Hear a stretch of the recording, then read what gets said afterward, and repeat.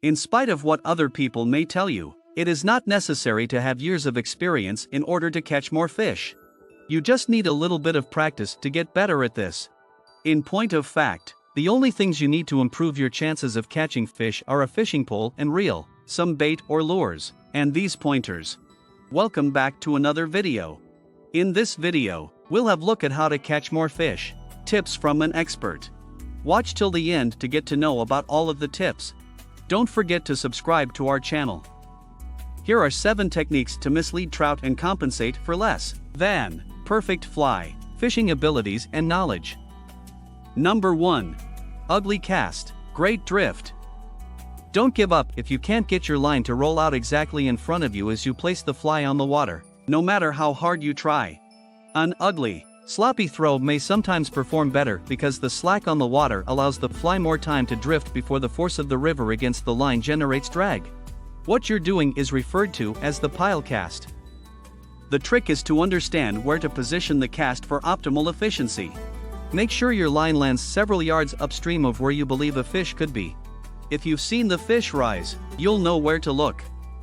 This allows the fly to separate from the rest of the line, and by the time the fish notices it, the fly is drifting on its own.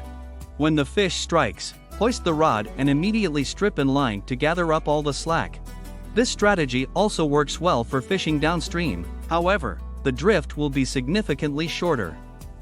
Number 2. The no-cast cast. Sometimes the wind makes casting difficult, or you just lack the talent to cast as far as you need to. Allow the surface tension of the water to perform all of the work in this case. It's known as a water haul, and it's really easy. Allow the water to take the line immediately downstream of where you're standing, and let out as much line as you need. When the line is straight behind you, stretch your rod hand downstream as far as you can and touch the rod tip to the water's surface, leaving no slack between the rod and the water.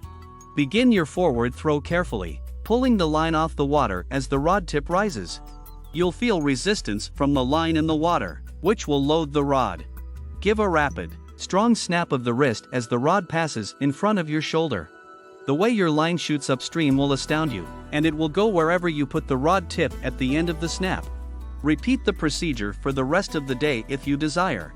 If you're fishing a dry fly, be sure you smear it with floating to protect it from getting waterlogged while floating in the river. Number 3. Fly trolling.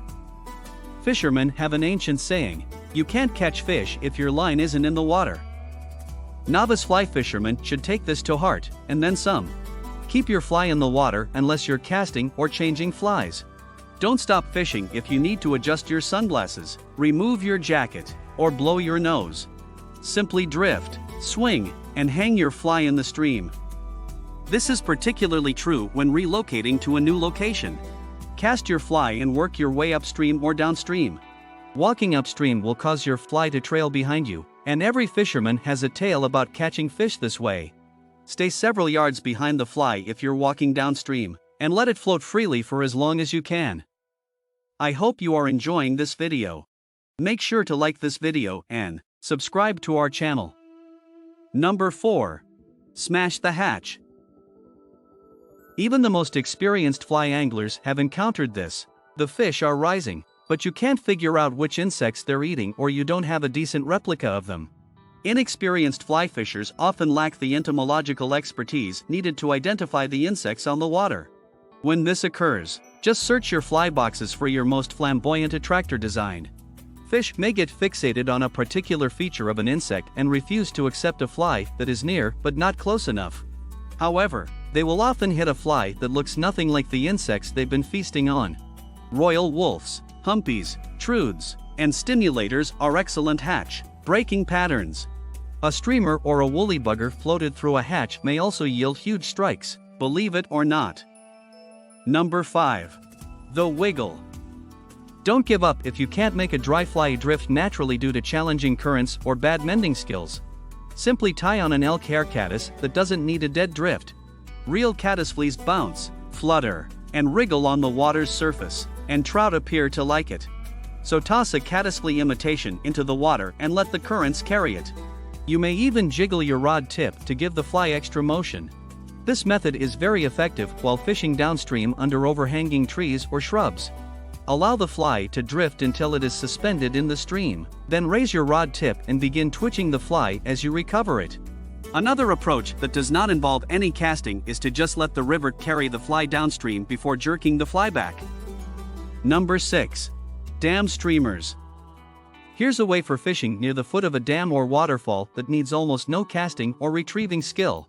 Tie on a streamer that looks like a baitfish, say, a black ghost or a Mickey fin, and toss it directly into the strongest whitewater at the foot of the dam or waterfall. Then hang on. The cast does not need to be beautiful or delicate. It just needs to get the fly there. You can approach very near since the choppy water makes it hard for the fish to see you, so you don't need to be able to throw very far. The fly imitates a stunned baitfish carried over the dam or over the falls, and huge trout often line up in the raging torrent to snare the helpless morsels. The strikes are normally so strong that the fish hooks itself, but just in case, try to retain as little slack as possible between you and the fly. Number 7. Dapping. One of the most common errors that new anglers make is casting directly into the river rather than casting to the water along the bank. If you're fishing a river with brushy banks that go right up to the water's edge, one of the simplest methods to catch trout is to dap. That is, stand on the bank and hold your rod over the water, with just your fly and a few inches of tippet touching the water. Dapping is absurdly easy since no casting is required. Make a stealthy approach, taking care not to trip. The earth generates vibrations that frighten fish. Kneel down and flip your fly into the water when you're half a rod length from the edge. Use the length of your rod to reach over the streamside foliage, then use your rod tip to follow the fly's drift. This approach is particularly effective when there is an undercut bank or overhanging plants and grass. All of these techniques will assist a newbie fisherman in catching fish, but guess what? Expert fishers understand that these strategies work and will use them when required. That's it for this video. Tell us in the comments if you have any other tips. I hope you enjoyed it and make sure to subscribe to our channel and like this video. Don't forget to hit the bell icon for more amazing videos.